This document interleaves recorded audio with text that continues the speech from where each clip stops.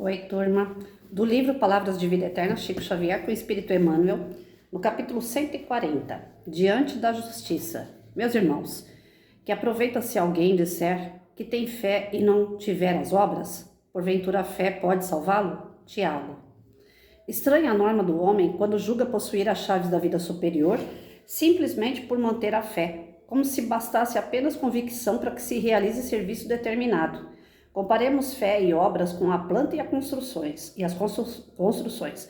Sem plano adequado, não se ergue edifício em linhas corretas. Nota-se, porém, que o alejão arquitetônico, improvisado sem plano, ainda serve em qualquer parte para albergar os que jornadeiam sem rumo, e o projeto mais nobre, sem concretização que lhe corresponda, não passa de preciosidade geométrica sentenciada ao arquivo.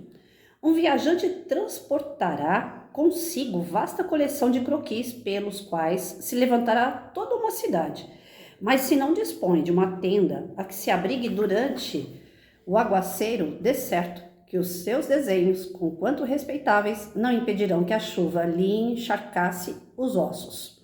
Possuir uma fé será reter uma crença religiosa. No entanto, cultivar a fé significa observar segurança e pontualidade na execução de um compromisso. Ninguém resgata uma dívida unicamente por louvar o credor. À vista disso, não nos iludamos. Asseguremo-nos de que não nos faltará a bondade divina, mas construamos em nós a humana bondade.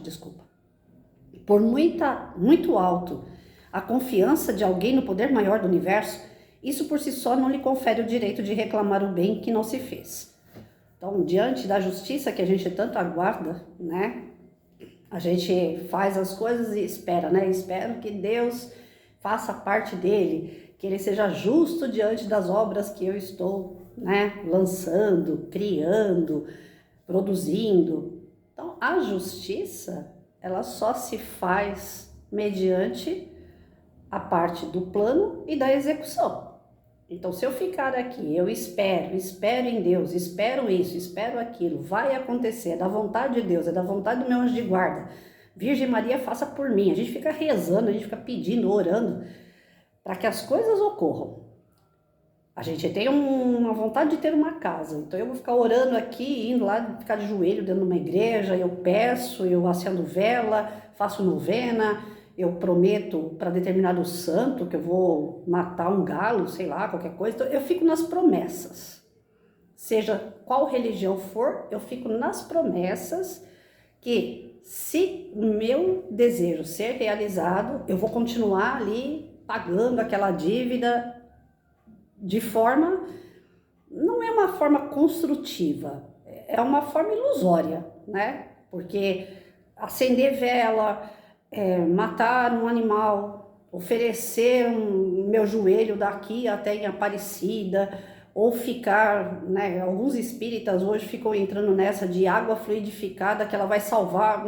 A água fluidificada, eu tenho um receio dela, gente, dentro da doutrina espírita, porque quem tem o conhecimento sabe que a água, ela tem uma química que o que você lançar de energia nela, ela vai entrar no nosso corpo, energia, que são os desejos que você tem. Então você vai lá orar em volta de uma água, a composição dela se mistura com essa energia, com aquele desejo que você está colocando na água. A espiritualidade trabalha essa energização na água e ali vai conter alguns remedinhos, vamos dizer assim, que a pessoa vai beber e o seu corpo vai entrar em contato com a água e vai energizando as suas células. Mas não significa que a espiritualidade vai colocar o remédio para curar um câncer ali, por exemplo. A espiritualidade não vai colocar ali um remédio para você conseguir comprar uma casa. A espiritualidade não vai colocar ali um remédio para você ficar bem com o seu marido, com a sua esposa, com o seu filho. Não é assim que funciona. E às vezes as pessoas vão na casa espírita, chega com a garrafinha de água, abre ela durante a palestra, alguns já são, né, pela falta de conhecimento, leva um monte de garrafinha, coloca dentro de um saco plástico, abre aquele monte de garrafinha e deixa ali no salão ouvindo uma palestra. porque eu vou levar a garrafinha para minha casa, porque eu vou dar para o meu filho, porque tudo bem, é válido, é a sua fé, mas não pode virar um dogma, não pode virar ali como que eu posso dizer, um ritual, porque o centro espírita, ele não lança isso. Como eu já falei aqui outras vezes, eu tenho quadro Francisco de Assis espalhado pela minha casa inteira. Isso aqui foi uma amiga que fez, é uma arte. Não é que eu vou ficar aqui ajoelhada, Francisco de Assis, olha, tome conta da minha casa. O quadro não vai tomar conta da minha casa. Agora, o amor que eu tenho por Francisco de Assis, que está aqui dentro, a fé que eu tenho nele, não por ser santo, mas por ser um espírito elevado, é outra coisa. Então, esses dogmas, né, do eu vou fazer para ganhar algo em troca, é vazio. Desculpa, né, cada qual no seu grau de evolução, de entendimento, de fé, mas é à toa. Porque não é o santo, não é a imagem, não é a vela, não é a água, não é o animal, não adianta, não é isso que vai fazer a mudança na sua vida. O que vai fazer a mudança na sua vida é o trabalho. Acabei de ler aqui nesse livrinho para os meus amigos, Pão Nosso. Nós mudamos, né? Agora nós estamos nesse livro aqui. Eu faço todo dia a leitura em WhatsApp para os meus amigos. Hoje caiu no texto, o terceiro texto do livrinho. Chama O Arado. É esse aqui. Quem puder, quem tiver, leia, que vai completar um pouquinho daquilo que nós estamos falando aqui, né? O arado, o que é? É um serviço pesado, né? A pessoa tem que pegar aquela máquina, sair rasgando a terra, aguardar a chuva ou ter um sistema de irrigação que ela mesma tem que criar para poder facilitar a semeadura. Na hora que você está passando com a ferramenta, aquilo é pesado, aquilo é sofrível, né? A pessoa sofre para fazer isso, para fazer o trabalho. Porém, depois que se joga a semente, depois que é irrigado, vai semear. E você vai colher aquilo que você plantou. É divino você ter resultado do seu trabalho. Então, diante da justiça que a gente espera de Deus perante as nossas, o que nós queremos, nós temos que trabalhar. Não é só ficar pedindo, fazendo troca com a espiritualidade, mas trabalhar. Eu quero ter uma casa, então eu tenho que trabalhar, eu tenho que juntar dinheiro, eu tenho que dar entrada, eu vou ter que ficar sem um pouco de luxo, um pouco de conforto, até eu ter o dinheiro para poder pagar as parcelas. Terminei de pagar minha casa, nem sempre a casa fica do jeito que a gente quer, a gente tem que reformar algumas partes, tem que melhorar, tem que, né, deixar do nosso jeito. Vai ser mais gasto, então nós vamos ter que trabalhar, nós vamos ter que arar para poder conseguir essa casa, junto com a nossa fé. Senhor, me dê saúde, Senhor, me dê condições, aquele chefe que eu não suporto, aquela pessoa que trabalha comigo, que está me dando problema, que está querendo passar a perna em mim, que está querendo me fazer mal, todo lugar vai ter. Então, onde nós chegamos para fazer o nosso serviço, sempre vai ter obstáculo, sempre vai ter algo que vai querer impedir que a gente continue. E o que vai fazer a gente continuar é a nossa fé. Então, não é a negociação com o plano espiritual, é a nossa fé. É a nossa ligação com o plano espiritual, é o retorno deles para nós é mediante a nossa consciência, o nosso coração, né? O nosso espírito, eu já falei isso no outro vídeo, quando a gente estava estudando sobre o que é o espírito ele é uma centelha de luz, né? Nós não sabemos exatamente como que é a forma do espírito, não foi dado para nós, o livro dos espíritos não revelou como que é o espírito em si, mas nós sabemos que é uma centelha de luz que faz parte dessa criação de Deus, né, que foi criado simples e ignorante. Nós temos o perispírito, que é o envoltório do espírito, que dá forma a esse espírito, mas esse espírito no nosso corpo físico, ele está localizado onde? A maior parte dele está localizado em quê? Cérebro e coração, né? Lógica, inteligência e sentimento. Então, para a gente se ligar com Deus, basta a gente usar esses dois ladinhos aqui, né? Pensar firme em Deus, sentir Deus, orar a Deus, pedir a Ele, né? Que Ele esteja realmente ali vivo no nosso dia a dia. Eu estava conversando com um amigo esses dias, eu falei para ele, olha, Toda vez que eu quero tomar uma atitude, eu coloco Jesus na minha frente. Se Jesus falar, pode, eu também faria, eu faço.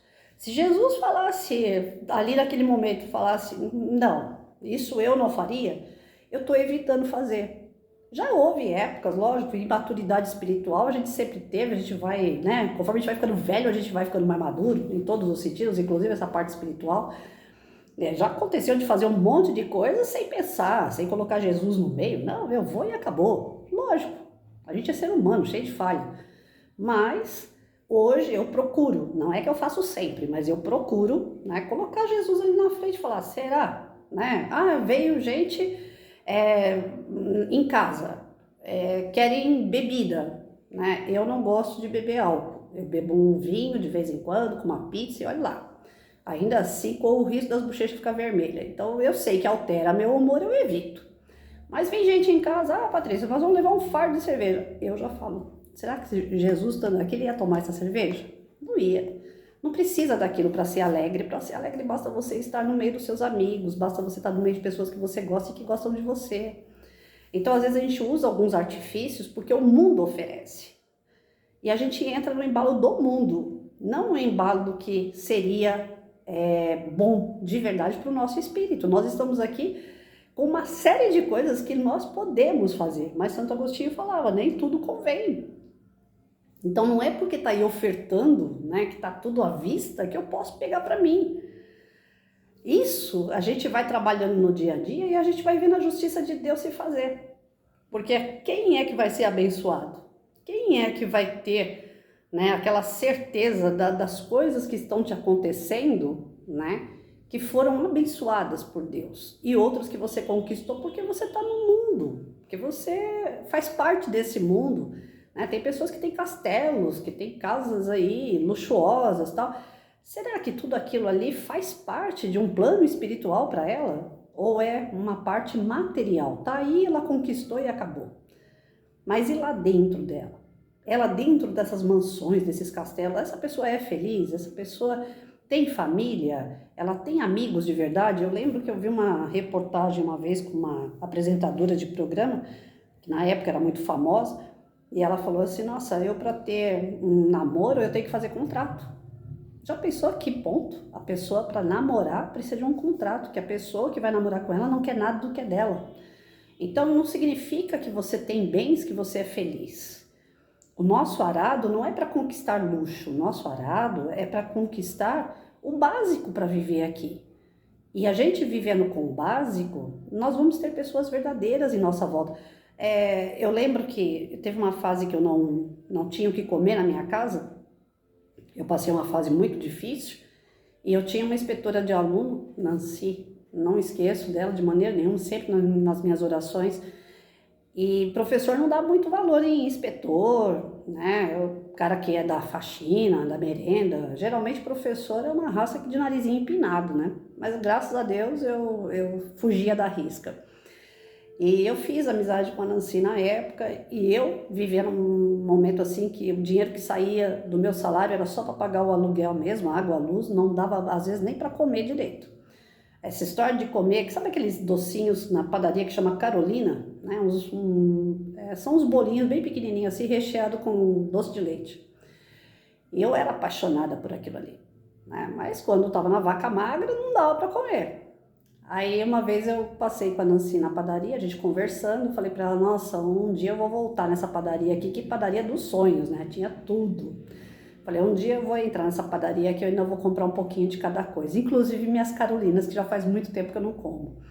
Aí ela virou para mim e falou assim, professora, se a senhora não se importar, não levar a mal, eu compro e te dou a carolina. Eu falei assim, não, imagina, né, o salário de inspetora também não é grande coisa não, leva as coisas que você tem que levar para sua família, eu só vou fazer companhia. Ela falou, posso comprar um pouquinho? Eu falei, ué, né? Eu quero, mas não vai te fazer falta? Não, de maneira nenhuma. Ela comprou aquelas carolinas, eu comi aquelas carolinas como se fosse assim a primeira e única vez na minha vida, né? Me lambuzei com um pouquinho assim de carolina. E aí eu falei para ela, essa padaria, um dia eu volto e um dia eu vou levar tudo aquilo que eu quiser. né? Hoje eu tô nessa situação, mas eu não vou ficar nessa situação. E olha, gente, foram anos, não foi dias, não foi semana, não foi mês, anos, para que eu pudesse voltar naquela padaria e levar o tanto de saco que eu quisesse de pão. Mas eu cheguei nesse dia, né? E para chegar nesse dia, eu tive que engolir muito sapo. Eu tive que trabalhar com gente que queria me derrubar o tempo todo. Mas em momento nenhum, o mais importante, eu ter largado a mão de Deus. Isso não, de maneira nenhuma. E não fiz acordo com Deus, não fiquei fazendo acordo com a espiritualidade, não fiquei no toma lá da cá, se eu fizer isso, você me dá isso, não.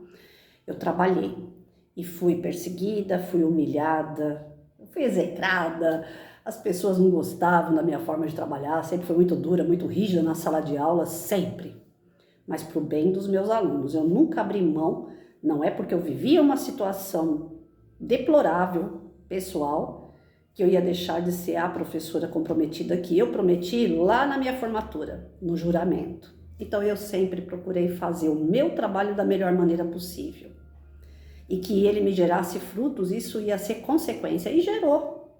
Demorou, mas gerou. Hoje eu tenho minha casa própria, hoje eu tenho minha estabilidade, né? Tô sujeita a cair a qualquer momento, eu não fico nessa de, hoje eu tenho. Não, hoje, agora, aqui nesse momento eu tenho, não sei amanhã.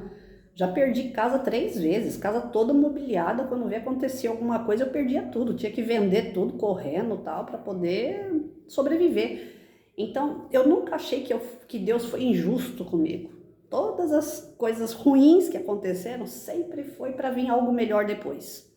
Eu morei em Cortiço, aconteceu dentro do Cortiço uma briga lá entre o neto e a avó, o neto usava droga, aí na briga deles lá teve faca e tal, e eu fiquei apavorada, peguei meu marido, com um pouquinho que a gente tinha, a gente foi para um lugar onde era uma mãe e um filho. Nós fomos pro fundo da casa dessa senhora. Chegou lá, o cara também usava droga, o irmão veio para poder matar ele com um tiro. Aí toca eu e meu marido sair correndo de novo para uma outra casa. Chegou na outra casa, era fundo da casa de uma família, o fundo da casa era só bolor, da metade da parede para baixo era só bolor. Você passava a mão assim, saía aquela crosta de bolor.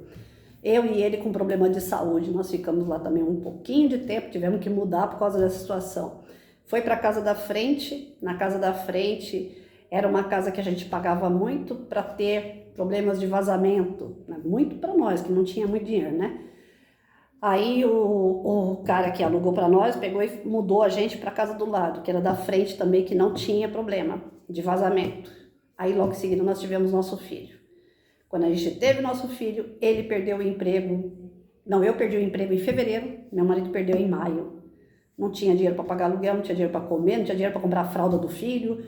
Toca a gente morar de favor. Eu fui morar de favor na casa da minha mãe, meu marido foi morar, modo de dizer, né? Trabalhava o dia inteiro dentro de um restaurante e dormia, jogava um colchão no chão no final do dia, né, do serviço dele, e dormia lá dentro daquele restaurante.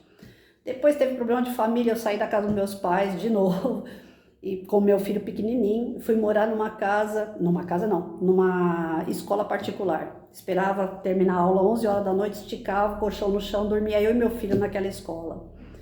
Depois que passamos por essa situação, aí meu marido conseguiu ganhar um dinheirinho devido ao tempo de serviço dele, e nós conseguimos comprar essa casa. A gente não tinha dinheiro para pagar as parcelas da casa. Então foi uma história assim tão longa, eu estou tentando resumir para vocês que a minha situação foi muito difícil. Era para eu ter vendido a minha alma. Senhor, estou com um filho pequeno, não tenho dinheiro, esses altos e baixos estão me deixando louca. Meu marido ficava mais tempo longe de mim do que perto, porque a gente não tinha condições de ficar perto. Tinha que trabalhar para tentar manter o mínimo, né?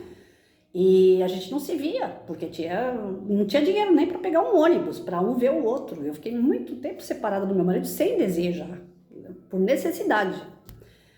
E eu não via a justiça acontecer ali. Eu falava, será que não tá vendo, meu Deus do céu, o que tá acontecendo aqui? Vai deixar a gente ficar nessa até quando? Algumas vezes eu sucumbi, eu pensei dessa forma. Mas, grande parte do tempo, tanto eu como meu marido, a gente se pegava a Deus. Quanto mais a gente apanhava, mais a gente se pegava a Deus. Mas não no toma lá da cá. Era no trabalho. Vamos, a gente tem que trabalhar, tem que correr contra o tempo, vai fazendo, eu falava para ele, vai fazendo concurso, você vai ter que entrar em algum lugar para poder se fixar no serviço, eu vou fazer concurso também, nós vamos passar, a gente vai se efetivar e depois que a gente se efetivar, a nossa vida vai normalizar. Dito e feito. Eu efetivei, ele efetivou, nós compramos a casa, mantemos a casa, criamos o filho. Ele só não foi adiante porque o menor da sociedade, um coitadinho, matou meu marido, né? Então, mas aí eu falo assim, a vida e a morte pertencem a Deus. Ainda assim está dentro da justiça de Deus. Se era para ter morrido um pai de família e não um menor no meio do combate, é porque Deus tem um propósito na vida de cada um. Mas nós sofremos essa parte material por muito tempo. E era para ter sucumbido, era para ter falado, não, vamos fazer algum acordo, vamos fazer um toma lá da cá, ué. Porque a gente está trabalhando, arando, e a terra não produz, o que acontece? Era para a gente ter desistido, mas nós não fizemos isso. Foi o momento que a gente mais se pegou com Deus, foi os momentos difíceis. E aí é que está a grande bênção, a grande sacada está aí. Quanto mais você apanha, mais você acredita no teu Pai, no teu Criador, Ele te favorece. Porque ele está te ensinando. Enquanto você está apanhando ali, você está aprendendo. Então, a nossa justiça, ela está ligada ao quê? Ao trabalhar sem ilusão. Sem essa de que as pessoas, ou os espíritos superiores, ou Deus, ou Jesus vai fazer por você. Não adianta entrar numa igreja, entrar numa religião e ficar esperando que aconteça milagre na sua vida. O milagre é você. É você trabalhar, é você não desistir e não se desligar com Deus. Porque se você se desligar com Deus, você vai ter uma mansão, um castelo, vai. Mas a sua alma está condenada. Você perde a tua alma, porque o materialismo, ele te faz ser escravo. Você se escraviza do materialismo. Enquanto você tem as coisas, você é feliz. Se você perder as coisas, você pira. Nós perdemos várias vezes a parte material. E nós não nos desprendemos de Deus. A gente não perdeu a nossa alma. Nós não perdemos nossa fé. Não perdemos amor, não perdemos valores, pelo contrário, nós agregamos tudo isso nos momentos mais difíceis. Então ali estava o grande barato da justiça de Deus, porque ele estava transformando aquelas almas, né, aqueles espíritos, eu e meu marido, em pessoas melhores. Vocês merecem passar por isso sim. Quando alguém falar para mim assim, nossa, mas você é uma professora tão bacana, você é uma pessoa do bem, por que Deus permite que você fique passando por tanta pindaíba? Eu falava, calma, que deve ter alguma coisa aí. Né? Tem alguma coisa que eu não aprendi que eu preciso aprender e eu vou aprender. Lógico que em alguns momentos a gente é fraco e a gente sucumbia assim, a gente fala assim, não vai acabar isso nunca, né? O senhor não tá vendo o que tá acontecendo com a gente? Eu cheguei aqui nessa casa a primeira vez, era uma lua, gente, enorme no céu. Minha casa era toda aberta e as janelas, portas, tudo de quinta categoria, qualquer um podia entrar na minha casa, era uma repartição pública, né? Eu saía daqui, eu vinha de vez em quando ver a casa, porque a gente não podia morar nela ainda a princípio, a molecada entrava na minha casa, arrombava a porta.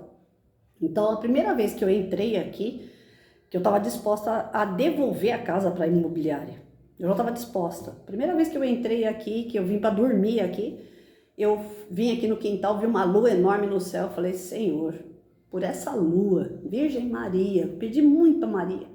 Falei, a senhora que é mãe, eu sou mãe, o que eu faço? Meu filho não merece ter uma casa, eu vou perder essa casa. Eu nem conquistei, eu vou perder. Porque eu não estou tendo condições de bancar, meu marido não tem condições de bancar. Eu preciso de um emprego, me ajuda. Eu preciso ir amanhã ver a atribuição de aula e sair de lá pelo menos com 2 salas de aula. Eu preciso ter um dinheiro, eu preciso pagar essa casa. Eu preciso dar um conforto, dar uma segurança para o meu filho. E conversando, né, vendo aquela lua, fazendo aquela oração, eu chorava, gente. Chorava, porque eu falava, eu vou perder casa, não vou conseguir trazer meu marido para morar comigo nunca mais. Desse jeito a gente vai acabar se separando. Né, um filho sem segurança, sem um lar, para que eu coloquei uma criança no mundo? Então, um monte de coisa vinha na cabeça, assim, naquele momento da oração. E eu fui respondida. Eu falei assim, se amanhã na atribuição de aula eu sair de lá sem nada, é porque eu tenho que devolver essa casa. Se amanhã na atribuição de aula eu pegar pelo menos uma sala de aula, significa que eu tenho que lutar por essa casa. E eu fui lá e peguei 16 salas de aula. E tinha gente para pegar. Mas Deus naquele momento tocou, né, que era eu. Eu saí de lá com 16 salas de aula. Para quem estava esperando, pelo menos sair com 2. Eu já tinha ele, tudo que é atribuição que vocês podem imaginar, não saía com nada na mão. diante das minhas orações, da minha fé, do meu pedido, mas não foi um toma lá da cá. Foi chegado o momento, porque naquele momento a prece foi feita assim com todo o fervor. Falei, eu preciso, não é uma questão de luxo, é necessidade. Me ouça, me ajuda. Por isso que eu falo, não precisa de 200 Pai Nosso, 500 Ave Maria. Faça uma prece de coração, ela vai ser atendida, ela vai ser respondida. E em nenhum momento Deus me deixou sem resposta. Todas as vezes que eu precisei que a sua justiça realmente fosse feita, ela foi. Ela pode até tardar, como diz o ditado, mas ela não falha. Ela vai acontecer no momento certo, que você precisa, que você amadureceu para entender aquilo ali. Então, nada da gente ficar fazendo planos sem executar, né? Nós temos que fazer planos, precisa sim da parte teórica, precisa do estudo, precisa do aprimoramento através, né, de você ir a um local religioso, precisa. Mas se você não tiver atitude, se você não tiver ação, não vai adiantar muita coisa. Você só vai ser abençoado mediante o seu trabalho, a sua força de vontade. Não é a troca de palavras, não é ritual, não é promessas, né? Não são diversas orações, não é ficar meditando o dia inteiro, não é falando mantra o dia todo. Não estou desfazendo de ninguém, pelo amor de Deus. Mas não é. Esse não é o caminho. O caminho para você ser abençoado é o teu trabalho. O caminho para você sentir a justiça de Deus se fazendo na sua vida é o teu trabalho. E ele é árduo. Não é fácil, não. Se fosse fácil, qualquer um faria, mas é cada um de nós que somos obrigados a passar por aquele caminho. Eu não passo pelo caminho que você tem e você não passa pelo meu caminho. Aquilo que eu passei, sou eu precisava passar. Você não vai passar por mim. Então, cada um é peculiar, cada um é um indivíduo. Nós somos criados simples e ignorantes, cada um. Ninguém vai passar por nós o que nós temos que passar. E nós temos que passar com resignação, com fé, com esperança, né? Sentindo Deus em nossa vida, porque Ele está aqui.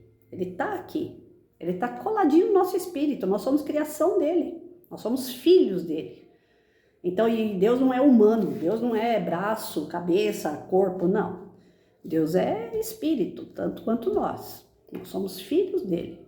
Então tem uma frase que fala, se o meu pai é Deus, quem vai ser contra mim? Oh, vamos acreditar mais, vamos trabalhar mais nisso.